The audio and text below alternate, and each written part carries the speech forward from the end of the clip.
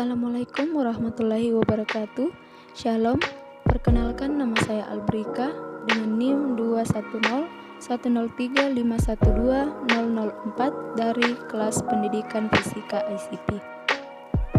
Pada video kali ini kita akan membahas tentang kalkulator sebagai media pembelajaran konvensional.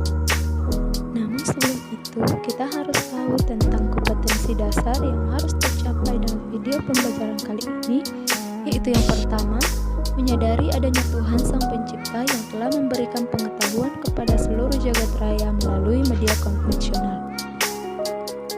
Yang kedua, memahami media yang dapat digunakan dalam proses media pembelajaran.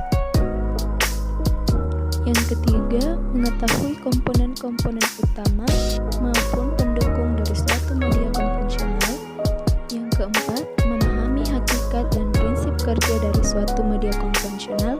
Serta yang kelima, menerapkan cara penggunaan dan pemeliharaan suatu media konvensional dengan teknik yang tepat.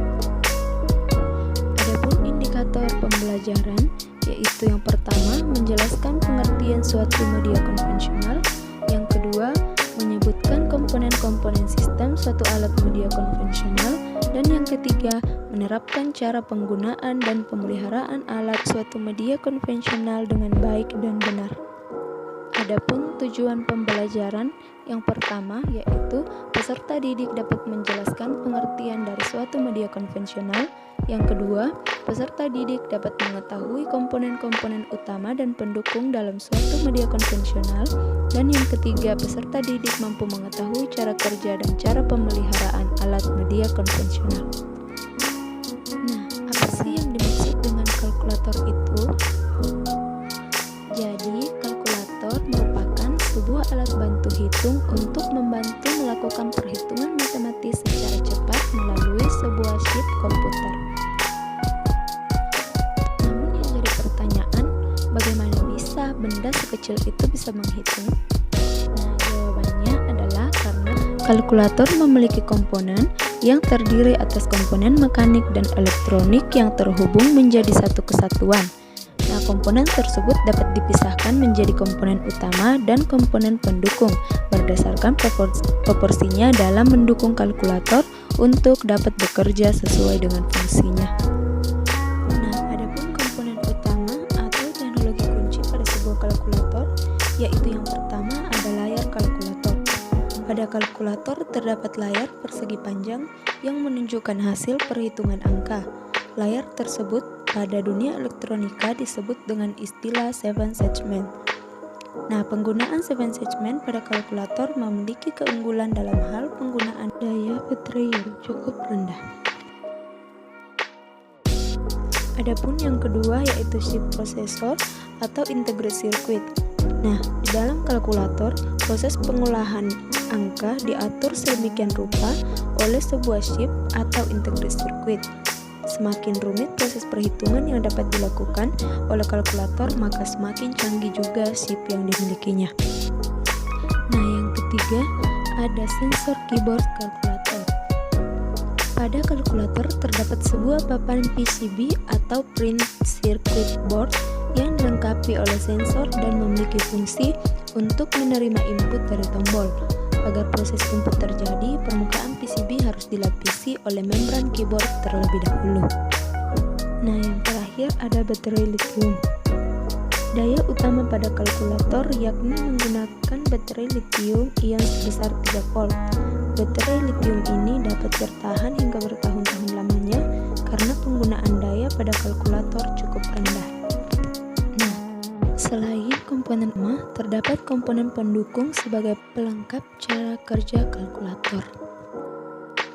Nah, yang pertama ada tombol kalkulator. Pada kalkulator dilengkapi papan ketik atau keyboard dalam bentuk tombol sebagai inputan angka maupun operasi matematika.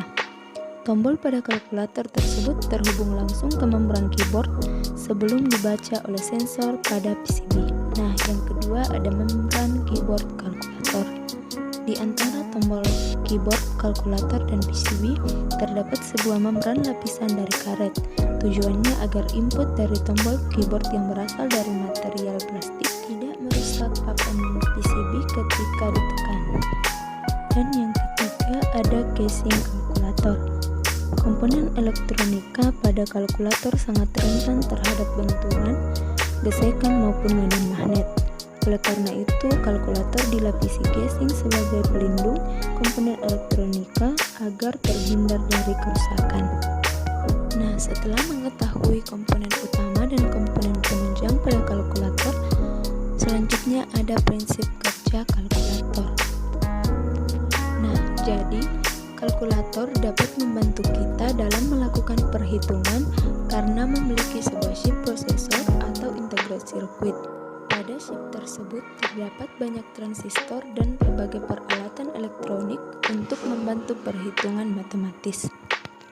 Ataupun secara sederhana, proses perhitungan kalkulator pada umumnya adalah kali, bagi, tambah, dan kurang. Namun semakin banyak transistor yang terkandung dalam chip, maka kalkulator akan semakin canggih. Adapun chip sebagai komponen dalam kalkulator sebenarnya tidak serta-merta mengelola atau melakukan manipulasi perhitungan menggunakan angka yang kita kenal saat ini, yaitu 1, 2, dan seterusnya. Jadi secara singkat, setelah chip berhasil melakukan perhitungan, maka hasilnya akan dikonversikan kembali ke angka yang kita kenal saat ini dari bilangan 0, 1 hingga 9. Angka tersebut akan tampil pada layar LCD pada kalkulator agar nampak oleh penglihatan manusia.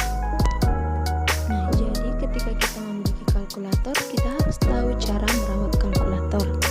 Nah, cara yang pertama yaitu jaga kalkulator agar tidak terjatuh karena dapat menyebabkan pecahnya LCD.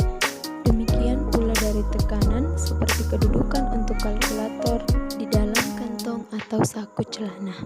Jadi yang kedua, apabila kalkulator tertimpa air, segera keringkan menggunakan lap. Balik-balikkan agar air kembali keluar dan diamkan selama beberapa jam. Nah, demikianlah pemaparan materi saya mengenai kalkulator sebagai media konvensional, kurang lebihnya mohon dimaafkan.